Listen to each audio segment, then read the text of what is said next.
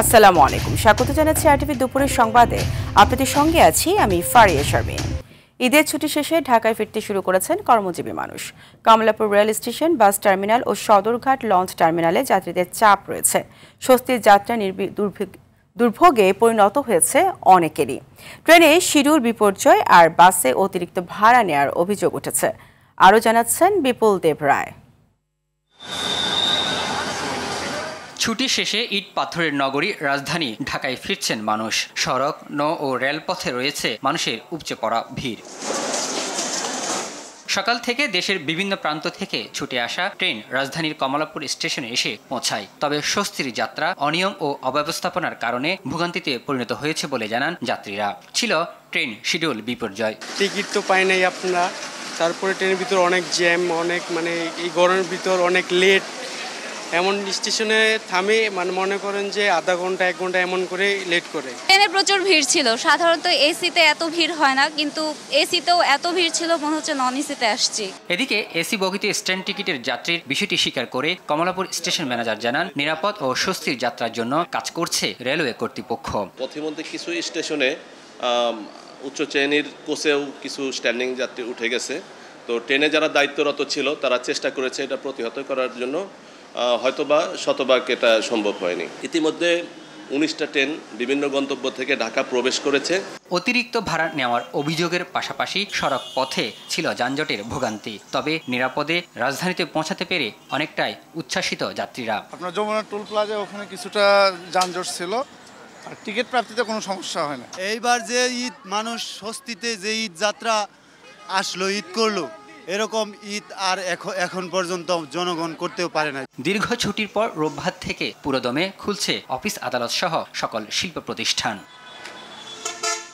বিপুল Debray, RTV, Dhaka.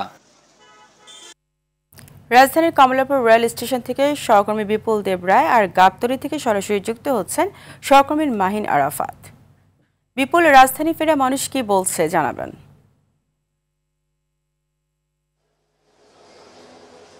আজকে সকাল থেকে আমরা দেখেছি কমলাপুর রেল স্টেশনের যাত্রীদের উপচে পড়া ভিড়, অর্থাৎ বিভিন্ন জায়গা থেকে দেশের বিভিন্ন প্রান্ত থেকে যে ট্রেনগুলো আসছেন সেগুলো ঢাকায় এসে পৌঁছাচ্ছেন এবং আজকে শেষ কর্মদিবস হওয়ার ফলে যাত্রীদের একটা উপচে পড়া ভিড় এবং আমরা দেখতে পেয়েছি। এবং আপনাকে জানিয়ে চাই যে আসলে সকাল থেকে যে ট্রেনগুলো আসছে সবগুলো ট্রেনে কিন্তু বলা যায় শিডিউল বিপর্যয় হয়েছে। প্রতিটা ট্রেন প্রায় 1 ঘন্টা এবং তার চেয়েও বেশি সময় ধরে কিন্তু এই স্টেশনে পৌঁছাচ্ছেন। সেক্ষেত্রে কিছুটা যাত্রীদের ভোগান্তি পোহাতে হচ্ছে এবং আমরা যাত্রীদের সাথে কথা বলেছি, তারা বলছেন যে আসলে শিডিউল বিপর্যয় প্রতিনিয়তই হচ্ছে, অর্থাৎ প্রত্যেকটা ট্রেন বিভিন্ন স্টেশনে দাঁড়ানোর ফলে যে সময়ের যে বিষয়টি সেটি হচ্ছে এবং সেই সাথে তারা বলছেন যে অব্যবস্থাপনার যে বিষয়টি, তারা বলছেন যে এসি রুমের যে বিষয়টা, যেখানে সাধারণ যাত্রীরা স্ট্যান্ড বাই যে টিকিটের যাত্রীরা আসা কথা না, সেখানেও কিন্তু তারা দাঁড়াচ্ছেন, অর্থাৎ বিভিন্ন স্টেশন থেকে এই যাত্রীগুলো উঠছেন এবং সেখানে রেলওয়ে কর্তৃপক্ষের পক্ষ থেকে কোনো বাধা সৃষ্টি করছে না, তারা আমাদেরকে এমনটা অভিযোগ জেনেছেন। সেই সাথে আমরা একটা বিষয় দেখতে পেয়েছি যে এখানে স্টেশন প্ল্যাটফর্মে কিন্তু অনেক যাত্রীদেরকে বসে থাকতে দেখা গিয়েছে এবং তারা হচ্ছেন যে ঢাকা থেকে তারা গ্রামের দিকে যাচ্ছে। শিডিউল বিপর্যয়ের কারণে সঠিক সময়ে ট্রেনগুলো না আসার কারণে তাদেরও ভোগান্তি হচ্ছে এক প্রকার, অর্থাৎ তারা বিভিন্ন জায়গা থেকে আসার ফলে এখানে সঠিক সময়ে ট্রেন ছেড়ে না যাওয়ার কারণে তাদেরকেও এই প্ল্যাটফর্মগুলোতে এভাবে বসে থাকতে আমরা দেখতে পেয়েছি। সেই সাথে এখানকার রেলওয়ে কর্তৃপক্ষ আমাদেরকে জানিয়েছেন যে আসলে প্রতিটা ট্রেন একটু সময় নিয়ে আসলেও তারা যাত্রীদেরকে স্বস্তি দেওয়ার জন্য যে ব্যবস্থাপনা সেটি তারা চেষ্টা করে যাচ্ছেন এবং সেই সাথে নিরাপত্তার যে বিষয়টি সেটিও তারা দেখছেন। এবং আরেকটা বিষয় তারা জানিয়েছেন যে আসলে যাত্রীদের সচেতনতার যে বিষয়টি, করোনা মহামারীর যে সংক্রমণ সেটা ছড়িয়েছে সেটি রোধ করার জন্য তাদেরকেও হ্যান্ড মাইকিং করা হচ্ছে এবং তাদেরকে সচেতনতা বৃদ্ধি করার জন্য নানাভাবে কাজ করছে রেলওয়ে কর্তৃপক্ষ। তো দর্শক, এই মুহূর্তে গাবতলী বাস টার্মিনালে রয়েছেন আরেক সহকর্মী মাহিন আরাফাত, আমরা সেখানে চলে যাচ্ছি।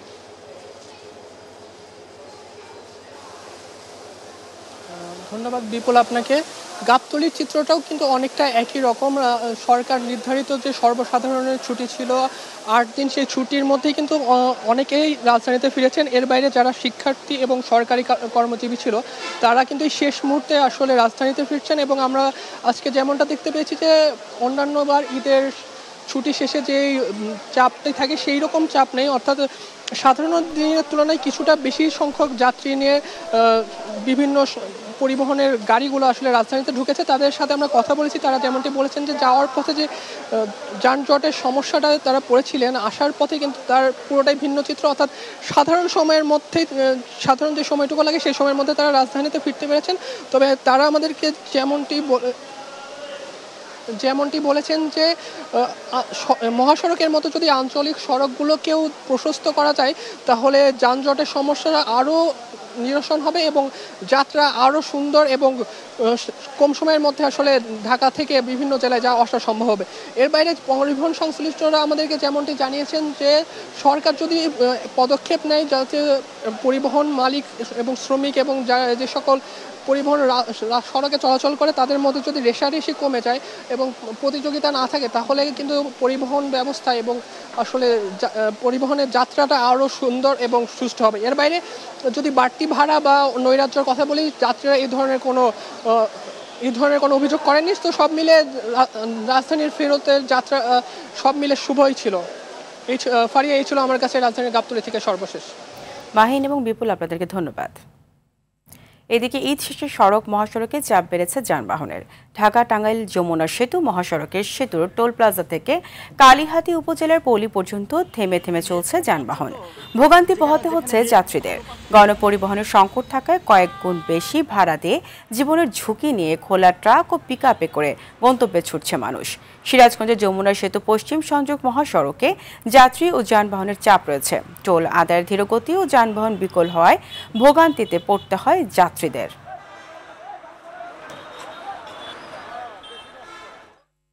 এই মুহূর্তে ঢাকা টাঙ্গাইল মহাসড়ক থেকে সরাসরি যুক্ত হচ্ছেন সহকর্মী কামাল হোসেন। কামাল, ঈদ শেষে যানবাহনের বেশ চাপ রয়েছে মহাসড়কে।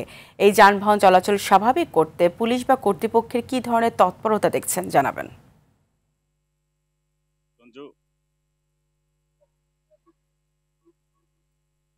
জি ফারিয়া, ঈদ যাত্রার মতো ফিরতি যাত্রাও ঢাকা টাঙ্গাইল মহাসড়ক কিন্তু ব্যাপক ভোগান্তি পোহাতে হচ্ছে যাত্রী এবং চালকদের। তো এই ক্ষেত্রে মধ্যরাত থেকে সড়কের বিভিন্ন জায়গায়, বিশেষ করে টাঙ্গাইল বাইপাস থেকে যমুনা সেতু পর্যন্ত বেশ কয়েকটি জায়গায় কিন্তু যানবাহন বিকল হয়েছিল এবং বেশ কয়েকটি দুর্ঘটনা, সেতুর উপরে সহ সড়কের বিভিন্ন জায়গায় বেশ কিছু দুর্ঘটনার কারণে যানজট শুরু হয়ে গেল মধ্যরাত থেকে।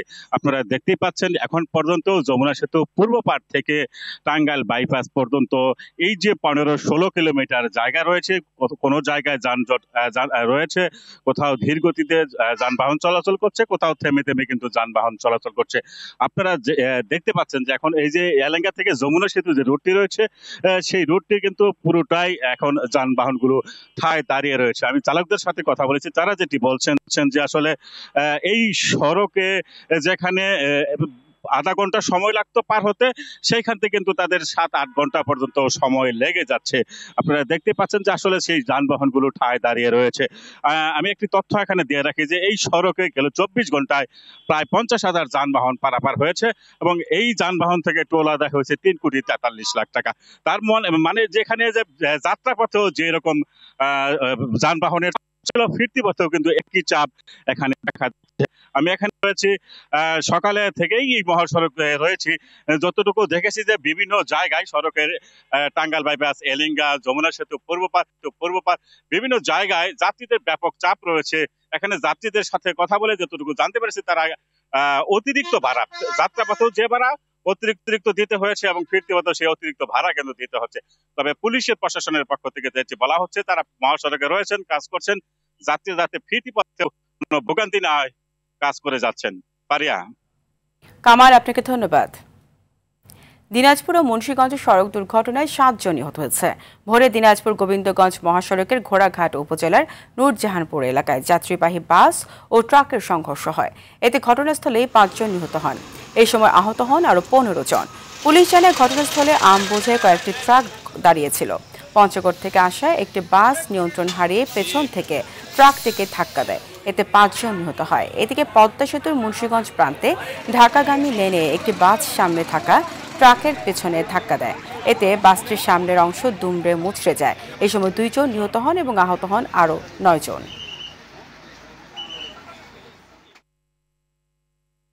আবারও প্রাণচাঞ্চল্য হয়ে উঠেছে ঢাকার শিল্পাঞ্চল আশুলিয়া। ঈদের ছুটি শেষে সকাল থেকে ঢাকা ইপিজেড সহ সাভার আশুলিয়ার বেশ কিছু পোশাক কারখানা খুলেছে। নিজ নিজ কর্মস্থলে এসেছে শ্রমিকরা। কাজে যোগ দিয়েই সহকর্মীদের সঙ্গে ঈদের শুভেচ্ছা বিনিময় করে তারা। গত রাত থেকে কাজে যোগ দেওয়ার উদ্দেশ্যে গ্রাম ছেড়ে শহরে আসতে শুরু করে গার্মেন্টস সহ বিভিন্ন কারখানার শ্রমিক কর্মকর্তারা।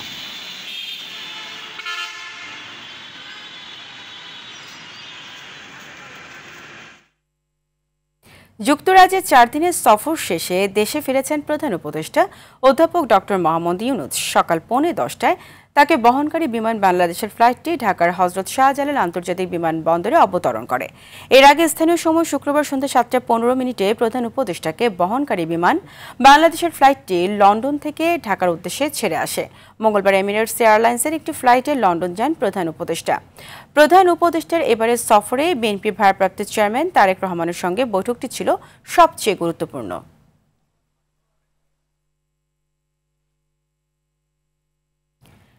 নির্বাচনে নিরাপত্তা নিশ্চিতে আইনশৃঙ্খলা বাহিনীর সর্বাত্মক প্রস্তুতি আছে বলে জানিয়েছেন স্বরাষ্ট্র উপদেষ্টা জাহাঙ্গীর আলম চৌধুরী। দুপুরে উত্তরায় র্যাব ও এপিবিএন কার্যালয় পরিদর্শন শেষে এই কথা জানান তিনি। উপদেষ্টা বলেন, নির্বাচনের লেভেল প্লেইং ফিল্ড নিয়ে কোনো অনিশ্চয়তা নেই। পটুয়াখালীতে গণ অধিকার পরিষদের সভাপতি নুরুল হক নূরের সঙ্গে ঘটনাকে বিচ্ছিন্ন বলে মন্তব্য করেন তিনি। আরও জানাচ্ছেন দীপন দেওয়ান। 5 আগস্টের গণ অভ্যুত্থানের পর থেকেই নির্বাচনের তারিখ নিয়ে রাজনৈতিক অঙ্গনে যে শঙ্কা ছিল তা অনেকটাই কেটে যায় শুক্রবারের লন্ডনে হওয়া দীর্ঘ প্রতীক্ষিত প্রধান উপদেষ্টার সাথে বিএনপির ভারপ্রাপ্ত চেয়ারম্যান তারেক রহমানের বৈঠকে। তবে মাঠ পর্যায়ে নির্বাচনে নিরাপত্তা নিশ্চিতে আইনশৃঙ্খলা বাহিনী কি প্রস্তুত? স্বরাষ্ট্র উপদেষ্টা জানান, নির্বাচনের নিরাপত্তা নিশ্চিত করবে আইনশৃঙ্খলা বাহিনী। আমাদের ইলেকশন যে সময় হবে ওই সময়ের জন্য যে ধরনের প্রস্তুতি দরকার হবে আমরা ওই ধরনের প্রস্তুতি। ছোটখাটো ঘটনা ঘটে থাকবে এবং এই ছোটখাটো ঘটনা দুই একটা ঘটবে। এই সব ঘটনা ঘটে দেখেই তো আমাকে এই বাহিনী রয়ে গেছে। যদি কোনো কিছু না হইতো তো আমাদের বাহিনীরই দরকার হইতো না। আগের চেয়ে আইন শৃঙ্খলা বাহিনী তৎপর দাবি করে কিছু সংস্কার প্রয়োজন বলে জানান তিনি। ভারতের পুশিনের তীব্র সমালোচনা করেন স্বরাষ্ট্র উপদেষ্টা। আমাদের দেশের নাগরিক যদি অন্য দেশে থাকে আমরা তাদের অবশ্যই নিব, বাট সেটা প্রপার চ্যানেলে আসতে হবে। যেটা একটা প্রপার, এই যে জঙ্গলের ভিতরে ফেলাই দেওয়া, এই কোনো একটা লেকের উপরে ফেলাই দেওয়া, নদীর উপরে ফেলাই দেওয়া, এটা যেন না। এটা খুব অমানবিক কাজ করতেছে। এই জন্য আমরা কিন্তু এটা স্ট্রং প্রোটেস্ট করতে পারছি। আর যদি আমাদের কোনো নাগরিক হয় আর আমরা যদি ওনাদের যেসব নাগরিক আছে আমরা কিন্তু প্রপার চ্যানেলে পাবো। গুম কমিশনের প্রতিবেদনে আইনশৃঙ্খলা বাহিনীর বিরুদ্ধে ওঠা অভিযোগকে স্বার্থান্বেষী কর্মকর্তাদের কর্মকাণ্ড হিসেবেও দাবি করেন স্বরাষ্ট্র উপদেষ্টা জাহাঙ্গীর আলম চৌধুরী। র‍্যাব নিয়ে অনেক বিতর্ক আছে মাননীয় উপদেষ্টা, সেটা নিয়ে যদি কোনো বিতর্ক নাই। দীপন দেওয়ান, আর টিভি, ঢাকা। কোনোভাবেই যেন গণতন্ত্র উত্তরণের পথ ব্যাহত না হয় সেজন্য দেশের সব রাজনৈতিক দলগুলোকে সজাগ থাকার আহ্বান জানিয়েছেন বিএনপির ভাইস চেয়ারম্যান শামসুজ্জামান দুদু। সকালে জাতীয় প্রেস ক্লাব আয়োজিত আলোচনা সভায় কথা বলেন তিনি জানান, নির্বাচন সামনে রেখে ফ্যাসিবাদী শক্তি নানাভাবে বিভ্রান্তি সৃষ্টি করতে পারে, সে বিষয়ে সতর্ক থাকতে হবে।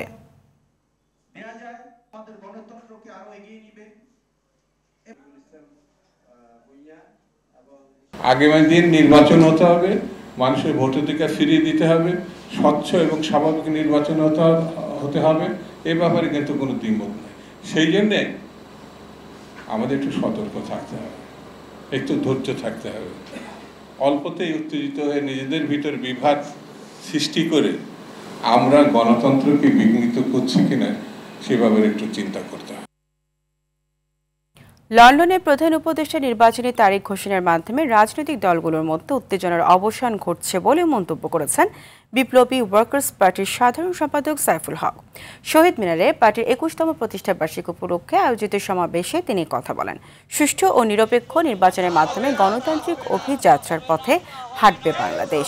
তাই স্বচ্ছতার জন্য যে সব উপদেষ্টার প্রতি জনগণের আস্থা নেই তাদের বাদ দিয়ে পুনরায় উপদেষ্টা মণ্ডলী গঠন করার আহ্বান জানান তিনি। অন্তর্বর্তী সরকারের হাতে সময় অল্প উল্লেখ করে সাইফুল হক বলেন, বিচারের পথ দৃশ্যমান করতে হবে।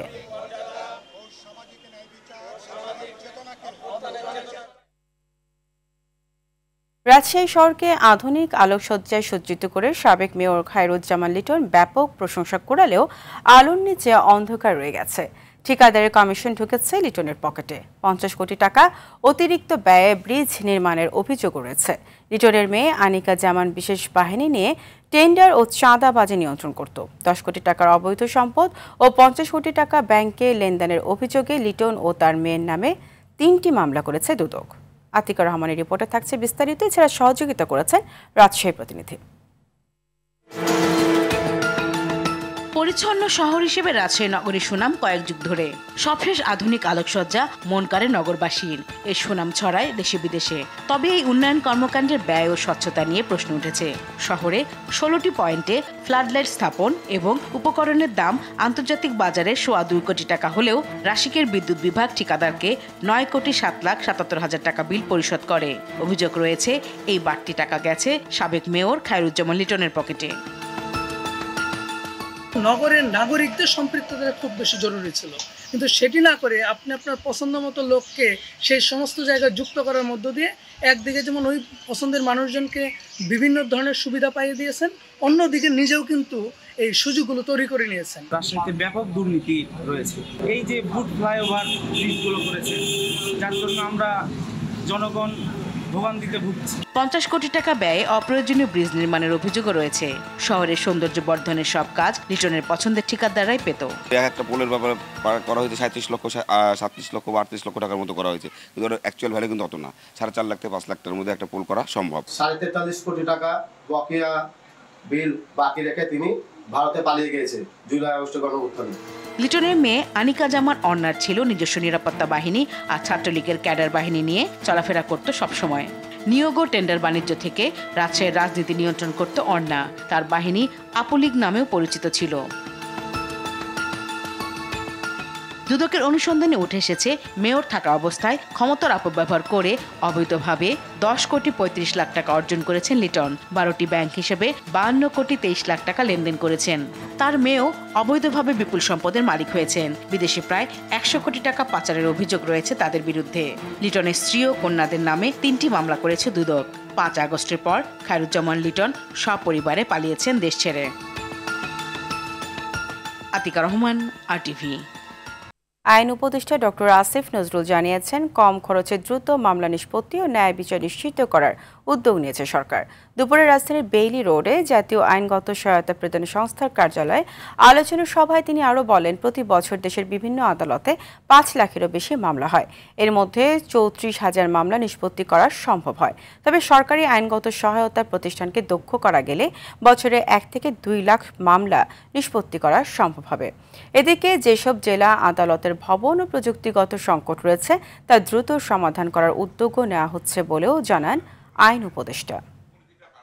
রাজধানীর মগবাজারের মধুবাগে পানি নিষ্কাশন ড্রেনে নিম্নমানের কাজের পাশাপাশি ঠিকাদারের লোকজনের বিরুদ্ধে চাঁদাবাজির অভিযোগ উঠেছে। স্থানীয়রা জানান, নতুন সুয়ারেজ লাইন সংযোগের নামে প্রতিটি বাড়ি থেকে 5 থেকে 40,000 টাকা পর্যন্ত চাঁদা আদায় করেছে তারা। এদিকে অভিযোগ অস্বীকার করেন ঠিকাদার। অনিয়ম হলে ব্যবস্থা নেওয়ার কথা জানান উত্তর সিটি কর্পোরেশনের প্রশাসক। AR বাদলের ধারাবাহিকের আজ থাকছে দ্বিতীয় পর্ব। এটি রাজধানীর হাতিরঝিল থেকে রামপুরা সংযোগ সড়কের মধুবাগ অংশ। চলছে ঢাকা উত্তর সিটি কর্পোরেশনের পানি নিষ্কাশন লাইন তৈরির কাজ, কিন্তু এতটাই নিম্নমানের যে চলমান অবস্থায় ফাটল ধরেছে একটি সংযোগ অংশে। গত 27 মে সরজমিনে গিয়ে দেখা যায় ময়লাযুক্ত কাদামাটিও নির্মাণ স্থানে রাখা হয়েছে। স্থানীয়রা অজ্ঞাত ভয়ে মুখ খুলতে না চাইলেও কাজের ধীরগতির পাশাপাশি ময়লা আবর্জনাযুক্ত মাটি ব্যবহারের অভিযোগ করেন। মাটি তুলে ফেলাইছে, ওই সাইডে রাখছে, ময়লা কিছু লয়ে গেছে, পরে মনে করেন এই সাইডে যে বালি আসলো, ওই যে বালি রাবিশ এড়িয়ে ফেলাইছে। বালি দিয়ে তো এই রাস্তা বড় হয়নি, এখান থেকে মাটি উঠানো হয়েছে, এখানে মাটি ফেলানো হয়েছে। এই যেখানে ময়লাগুলো উঠাইছে ওগুলো দিয়ে আবার ভরে দিচ্ছে। এদিকে সুয়ারেজ সংযোগ দেওয়ার নামে চাঁদাবাজির অভিযোগ উঠেছে স্যানিটারি মিস্ত্রি রাকিব ও বাবুর বিরুদ্ধে। কোনো বাসা থেকে 20,000, 30,000 এবং 40,000 টাকা পর্যন্ত চাঁদা নিয়েছে তারা। আমাদের 38,000 টাকা খরচ হয়েছে, আমাদের 2টা সুয়ারেজ লাইন। ওর থেকে ওই নিচে 40,000 টাকা এই সুয়ারেজ লাইন দিতে। বাজার থেকে নিয়েছে 15,000 টাকা। একজন একটা ছোট্ট একটা 6 ইঞ্চি একটা লাইন নিচে 2 হাত হবে না, তার থেকে নিচে 6,000। খোঁজ নিয়ে জানা যায় অভিযুক্তরা কন্ট্রাক্টর ও সাব কন্ট্রাক্টরের সাথে কমিশনে এই এলাকার কাজ হাতে নেয়। রাকিব বাবুর সাথে যোগাযোগ করে তাদের পাওয়া যায়নি, তবে কন্ট্রাক্টর মাহমুদ ও সাবকন্ট্রাক্টর জুয়েল সাক্ষাতে কথা বলতে রাজি না হলেও ফোনে অভিযোগ অস্বীকার করেন। যে টাকা দিছে আর যে নিছে ওদের সাথে একটা কন্ট্যাক্ট করে নিছে, ওটা কি আমি থাকবো? আমার তো এত সময় নাই ওইখানে সাইডে থাকার, বুঝছেন ভাই। বাড়ি এলাকা বাড়ি এলাকা করে 1.5 টাকা দেওয়া দিয়ে করাইছে, এটা হলো বাড়ি এলাকা দোষ। অভিযোগ জানালে উত্তর সিটি কর্পোরেশনের প্রশাসক বলেন, সিটি কর্পোরেশনের ড্রেনে সোয়ারেজের সংযোগ দিলে সংশ্লিষ্টদের বিরুদ্ধে ব্যবস্থা নেওয়া হবে। কোয়ালিটি দেখা হবে, কাজ নিম্নমানের হওয়ার কোনো সুযোগ নাই। যদি নিম্নমানের হয়, আমরা অলরেডি এই কন্ট্রাক্টরদের সাথে আলাদাভাবে আমি বসেছিলাম এবং তাদেরকে আমরা বলেছি যে আমরা কী ধরনের কাজ চাই। কাজ যদি ঠিকমতো হয় তাহলে কাজের বিলের জন্য অফিসে কিন্তু ঘোরাঘুরি করা লাগবে না, কিন্তু কাজ যদি ঠিকমতো না হয় তাহলে সেটা সরজমিনে আমরা দেখব এবং দেখে আমরা সেটার ব্যবস্থা নেব। আর বাদল, RTV, ঢাকা। দুপুরের সংবাদ এই পর্যন্ত। জেলা সংবাদ বিকেল 4:45টায় দেখার আমন্ত্রণ রইল। ধন্যবাদ সবাইকে।